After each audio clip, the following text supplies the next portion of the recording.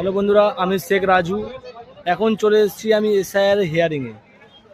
আমার বিধানসভা হচ্ছে 157 মেটিয়াবুরুজ বিধানসভা। তো আমার এসআইআরে হিয়ারিং হয়েছে। আমাকে 30 তারিখে নোটিশ দিয়েছিল। তো আজকের 8 তারিখ আমার হিয়ারিং ছিল।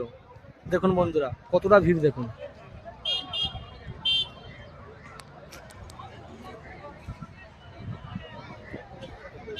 আমার হিয়ারিং হচ্ছে হাজী রতন মাল্টিপারপাস হাই স্কুলে। আমার পার্ট নাম্বার হচ্ছে 141। তো বুঝতে পারছি না যে এই হিয়ারিং করার মানে কি। হিয়ারিংয়ে কি হলো, আমি গেলাম, আমার ডকুমেন্টসগুলো দেখালাম, আমার একটা ছবি তুললো, ডকুমেন্টসগুলো জমা করে নিল। আমি জিজ্ঞাসা করলাম যে আমি যে ডকুমেন্টসগুলো জমা করছি এটা তো চেক করলেন না।